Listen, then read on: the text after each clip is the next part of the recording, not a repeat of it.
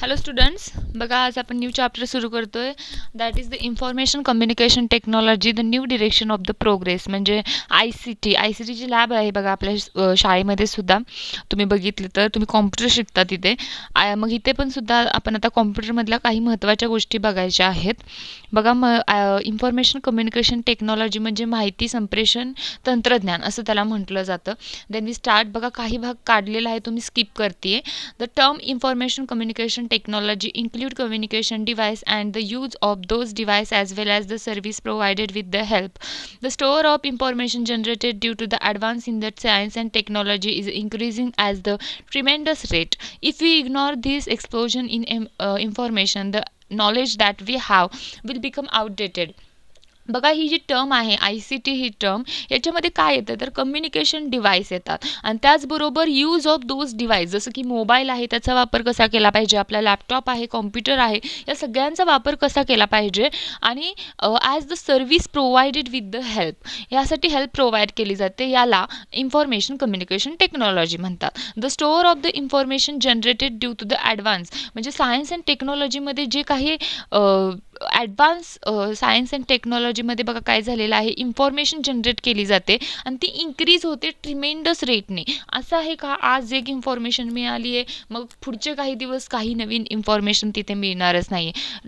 प्रत्येक मिनिटाला सेकंदाला इन्फॉर्मेशन काय होत असते, वेगवेगळी इन्फॉर्मेशन मिळत असते, शोध सतत सुरू असतात. आणि जर आपण ह्या एक्सप्लोजन ऑफ इन्फॉर्मेशन, ह्या माहितीचा जो एक्सप्लोजन होत आहे याकडे आपण जर दुर्लक्ष केलं तर आपलं जे नॉलेज आहे आज जे आपण शिकतोय हेच पुढच्या 10 वर्षात असेल का, असणार, हे सुद्धा असणार, पण ह्याच्या सोबतीला अजून नवीन काहीतरी असणार आणि ते नवीन जे काही कन्सेप्ट असतील त्या आपल्याला माहीत असणं सुद्धा गरजेचं आहे. जर आपण आजचंच नॉलेज घेऊन बसलो तर आपलं नॉलेज आउटडेटेड होईल, त्याचं काही कामच राहणार नाही. आपल्याला तेवढंच नॉलेज राहणार, त्याच्या पुढचं जे ॲडव्हान्स आहे ते मिळणार नाही. ओके, मग device used in the information communication technology. बघा कुठली डिव्हाइस असतात नेमकी तर प्रोड्युसिंग इन्फॉर्मेशन, म्हणजे जी माहिती प्रोड्यूस करतात. फॉर कम्युनिकेटिंग, आपल्याला एकमेकांशी कम्युनिकेशन साधता येतं. क्लासिफाईंग, सेव्हिंग, स्टोअरिंग इन्फॉर्मेशन, माहिती स्टोअर करण्यासाठी आणि ती इन्फॉर्मेशन मॅनेज करण्यासाठी. फॉर एक्झाम्पल टेलिफोनचं ह्यांनी सांगितलं आहे sharing information by conversing with someone. आपण माहिती शेअर करू शकतो. आता जसं आपण मोबाईल घेतलो त्यामध्ये व्हॉट्सअप असेल, त्याच्या थ्रू आपण माहिती काय करू शकतो, एकमेकांना सांगू शकतो, बघा शेअर करू शकतो. हा चार्ट काढून टाकलेला आहे. आता खालचा एक पॅरा फक्त इथला बघायचा आहे. The computer which is most important device for information communication is considered to have gone through 5 generation. हा जो कॉम्प्युटर आहे जो इम्पॉर्टंट आहे इन्फॉर्मेशन कम्युनिकेशनमध्ये, याच्या एकूण 5 पिढ्या होऊन गेलेत. Since it is first created the computer used during the period between 1946 and 1959 are said to be the first generation computer. बघा 1946 ते 1959च्या दरम्यान जो कॉम्प्युटरची पिढी होती त्याला आपण फर्स्ट जनरेशन कॉम्प्युटर म्हणतोय, कॉम्प्युटरची पहिली पिढी म्हणतोय. द इनॅक्ट computer was made in this period. Valves are used in its construction. This valves are large in size. या कॉम्प्युटरमध्ये व्हॅल्व्स वापरले गेले होते आणि हे व्हॅल्व्स आकाराने एवढे मोठे होते की ते इलेक्ट्रिसिटी मोठ्या प्रमाणात वापरत होते. त्यामुळे इलेक्ट्रिसिटी जास्त वापरली, हीट जास्त निर्माण झाली आणि त्यातून काय होत होतं बघा, computers which shut down many times. आता जर आपण मोबाईलची तुलना सध्या आपण केली, ठीक आहे, आपले मोबाईल सुद्धा कधी कधी जास्त हीट तिथे क्रिएट होऊन काय होतं, तापतात बघा आणि ते आपल्याला जाणवत असतं, ते हँग व्हायला सुरुवात होतात. तसंच इथं आहे, त्याच्या मदतीनं आपण इथं ही कन्सेप्ट शिकू शकतो. Today's computer are 5th generation computer. हे MCQला विचारलं जाऊ शकतं रिकाम्या जागा भरायला, की सध्याचा जो कॉम्प्युटर आहे आपण जो वापरतो तो कितव्या पिढीचा आहे तर 5th जनरेशनचा आहे. The entry of computers in the field in this age of the technology has been possible only due to the increased speed of computer in which field of the work, so we see the computer being used. बघा कॉम्प्युटरची entry आहे ती सगळ्या फील्डमध्ये आहे. कोणकोणत्या फील्डमध्ये computer वापरले जातात हे तुम्ही मला आता सांगायचं आहे.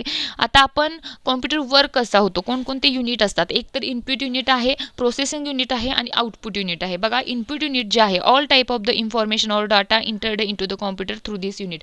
आता आपल्याला एखादी इन्फॉर्मेशन हवी आहे असं आपण समजूया. आता ICT विषयीच आपल्याला इन्फॉर्मेशन पाहिजे आहे. मग ही इन्फॉर्मेशन इंटर्ड होते कॉम्प्युटरमध्ये इनपुट युनिटनं, ठीक आहे. मग ते कीबोर्ड असेल, माहिती हवी आहे, गुगलवर गेलाय पण टाईप तर केलं पाहिजे ना, कीबोर्डचा वापर केला म्हणजे त्याच्या थ्रू ती माहिती काय होती येते.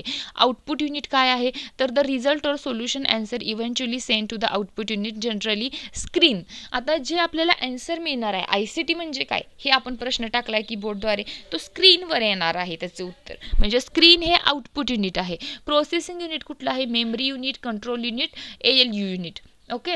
आता important computer components of computer ह्याच्यावर सुद्धा क्वेश्चन विचारला जातो. तर memory is the place for storing data obtained from the input and also the generated solution or answer by the computer. There are 2 type of the memories. बघा, memory हे एक असं ठिकाण आहे या कॉम्प्युटरमधलं जे स्टोअर करतं डाटा. तुम्हाला जी माहिती हवी आहे ती तुम्ही तिथं स्टोअर करू शकता. एक तर इंटरनल मेमरी असते किंवा एक्सटर्नल मेमरी असते. बघा, आता तुम्ही मोबाईल जरी बघितला तर इंटरनल मेमरी असते आणि एक्सटर्नल मेमरी असते. इंटरनल मेमरी म्हणजे जी मोबाईलची असते ती, तसंच कॉम्प्युटरचं आहे ती, आणि एक्सटर्नल मेमरी म्हणजे आपण जे मेमरी कार्ड घालतो ती, तेच आपल्याला इथं बघायचं. बघा, मग इंटरनल मेमरीमध्ये 2 टाईप आहेत, रॅम आणि रोम. रॅमचा बघा फुल फॉर्म विचारला जातो, रँडम ॲक्सेस मेमरी. रोमचा read only memory. This is generated from the electronic component. ही जी रॅम मेमरी आहे ती इलेक्ट्रॉनिक कॉम्पोनंटमधून क्रिएट केली जाते. Any electronic component can function only as long as is supplied with the electricity. जोपर्यंत electricity supply होतीये तोपर्यंतच ही मेमरी वर्क करते. रोम जी आहे, the information store here only to be read. ही इन्फॉर्मेशन फक्त स्टोअर रीड होऊ शकते. We cannot make changes. त्या इन्फॉर्मेशनमध्ये कसल्याही प्रकारचे चेंजेस आपण करू शकत नाही. आता ऑपरेटिंग सिस्टीम काय आहे बघा, महत्त्वाचा आहे हा ऑपरेटिंग सिस्टीमचा part. This is the program which provide a means of communication between the computer and the person working on it. हा एक असा प्रोग्राम आहे जो कम्युनिकेशन ठेवतो कॉम्प्युटरमध्ये, जो त्या कॉम्प्युटरवर काम करतोय त्याच्यामध्ये. ह्याला आपण DOS म्हणजे डिस्क ऑपरेटिंग सिस्टीम म्हणतो. We cannot use a computer without its operating system. Operating system असल्याशिवाय आपण तो कॉम्प्युटर हँडलच करू शकत नाही. प्रोग्राम म्हणजे काय, a program is a group of the command to be given to the computer. म्हणजे असा एक कमांडचा ग्रुप आहे जो कॉम्प्युटरला दिला जातो. Data and information. Data is a information in its raw form. म्हणजे डाटा जो आहे ही एक अशी माहिती आहे जो त्याच्या रॉ म्हणजे अनप्रोसिजर, कुठलीही प्रोसेस केलेली नसते, अशा फॉर्ममध्ये असतो. आता 2 मेन कंपोनंट्स कुठले आहेत बघा, हार्डवेअर आणि software. Hardware consist all the electronic and mechanical part used the computer.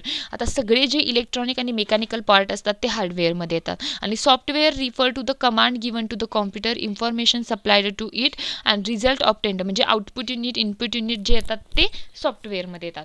आता आपल्याला MS वर्ड एक बघायचं आहे बघा. Click the Microsoft Word icon on the desktop, select the new option in the file tab and select the blank document option. Type the material on the blank page on the screen using the keyboard. Use the language, font size, bold. आता हे आपण करून बघूया इथे. आता मी लॅपटॉपवर शिकवते त्याच्यामुळे तुम्हाला दाखवता येईल मला हे. आता मी इथे सर्चमध्ये MS वर्ड टाकत आहे.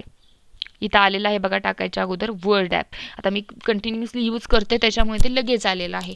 ठीक आहे. इथे गेल्यानंतर आपण ब्लँक डॉक्युमेंट ओपन केलं. आता इथे तुम्हाला टाईप करायसाठी येते, आपण एखादं वाक्य फक्त घेऊ. आय एम अ टीचर असं मी टाकते. ओके.